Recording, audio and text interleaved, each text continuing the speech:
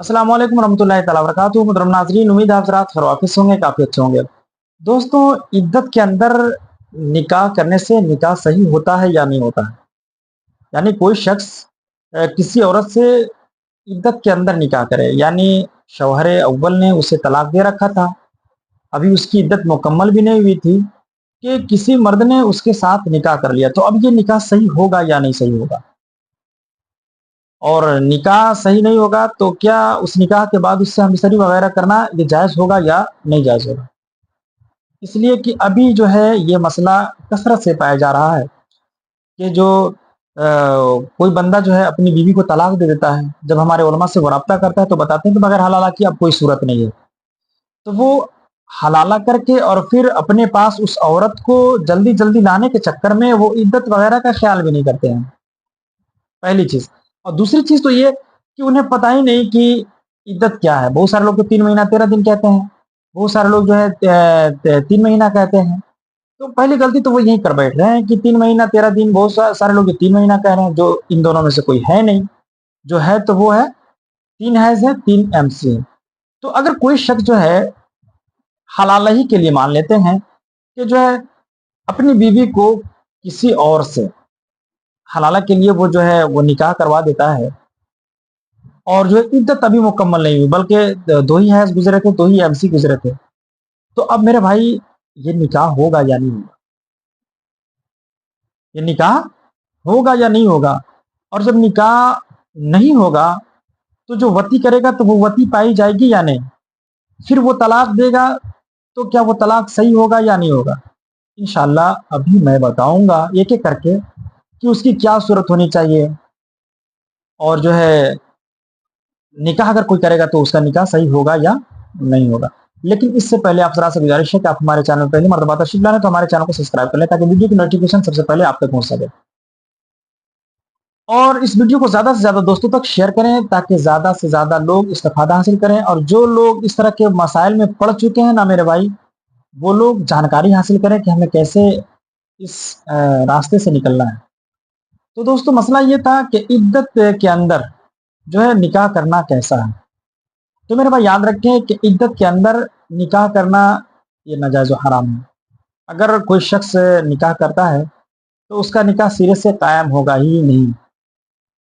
अब वो लोग जो हलाला के लिए अपनी बीवी का निकाह किसी दूसरे से करवाते हैं और इद्दत मुकम्मल नहीं होती है, इद्दत के अंदर ही कर देते हैं वो। जल्दी-जल्दी में अपने पास वापस लाने के लिए वो अब भूखे प्यासे हो जाते हैं। जब हो तो गया, पहले से तो उनको इन सारी चीज़ों पे कोई फ़िक्र थी नहीं।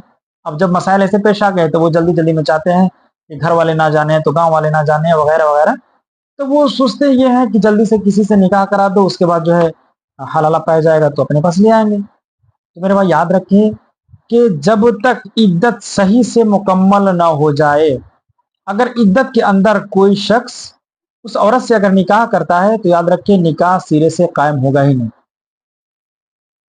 अब जब निकाह कायम नहीं हुआ तो वो शौहर उस औरत से जो ज़ाहिरन तो वो वती करेगा और वती कहेगा भी कि हम वती कर रहे हैं।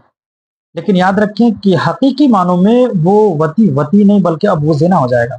इसलिए कि जब निकाह सही नहीं हुआ, बगैर निकाह के वो एक जो है औरत से मिल रहा है तो वो वती नहीं है, वो ज़िना है। और ज़िना करके और फिर वो तलाक दे दिया कि भाई हम तो निकाह किए थे, अब वो लोग को पता ही नहीं था, तो वो तलाक देगा। तो जब निकाह सही नहीं तो तलाक कैसे? फिर अब यहाँ वो इद्दत गुज़ार करके फिर जो है शौहर अव्वल से निकाह करेगी, तो याद रखें कि वो निकाह भी सही नहीं होगा, वो शौहर अव्वल के लिए हलाल भी नहीं होगी।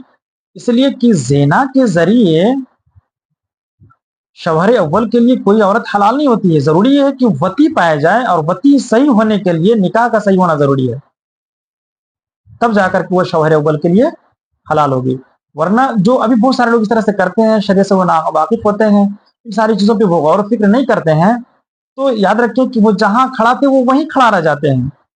जल्दी-जल्दी के चक्कर में वो जहाँ थे वहीं खड़ा रह जाते हैं और वो ज़ाहिरन तो सारे लोग समझते हैं कि हम अच्छा कर लिए, मेरी बीवी हलाला करके आई है, ठीक है, मेरे लिए वो हलाल हो गई।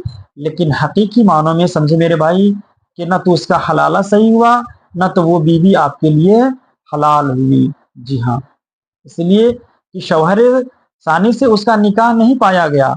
जब निकाह नहीं पाया गया तो वती भी सही नहीं, वती जब सही नहीं तो तलाक कैसे? और फिर आप कर लिए इद्दत के बाद। शौहर जो सानी का था वो तो इद्दत गुजारी वो, लेकिन शौहर अव्वल का वो इद्दत ही नहीं मुकम्मल की, तो आपके लिए हलाल कैसे होगी? तो दोस्तों इस तरह की गलत फहमी में बहुत सारे लोग हैं। तो मैं उन तमाम लोगों से गुजारिश कर रहा हूँ कि जिनके साथ इस तरह के मसाइल पेश आ गए हैं, कि पहले आप इद्दत मुकम्मल हो जाने दें, उसके बाद उस औरत का निकाह किसी दूसरे के साथ करवाए यार। उसके बाद जो है वती वगैरह पाए जाएं, और जो है वती के बाद जो है वो शौहर तलाक दे, फिर उसकी इद्दत मुकम्मल सही से होने दे, उसके बाद जाकर के वो औरत आपके लिए हलाल होगी।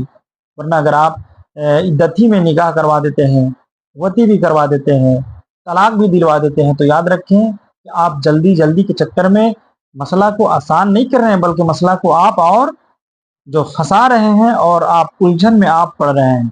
ज़ाहिरन तो आप हलाला करवा लिए, लेकिन याद रखें कि हकीकी मानों में वो हलाला सही नहीं, और वो औरत आपके लिए हलाल नहीं है। तो ये वाज़ेह हो गई कि इद्दत के अंदर निकाह सही नहीं होता है, कायमी से सिरे से निकाह नहीं होता है। जब सिरे से जब निकाह कायम नहीं हुआ तो जो है वो वती सही नहीं, उसके बाद तलाक पड़ी तो तलाक भी सही नहीं, और जब तलाक पड़ी तो वो औरत जो है शौहर अव्वल के पास जाएगी इद्दत के बाद, तो वहां भी वो हलाल नहीं होगी। तो दोस्तों उन तमाम लोगों को ये गौर फिक्र करना चाहिए जिनके साथ इस तरह के मसाइल पेश आ गए हैं, कि हम इद्दत के बाद ही जो है वो निकाह वगैरह करवाएं, और औरत को चाहिए कि इद्दत के बाद ही वो निकाह करें। दोस्तों उम्मीद है कि ये मसला आपको समझ में आया होगा। अगर मसला समझ में आया तो अपने ज़्यादा से ज़्यादा दोस्तों तक शेयर करें। अस्सलाम वालेकुम रहमतुल्लाहि तआला व बरकातहू।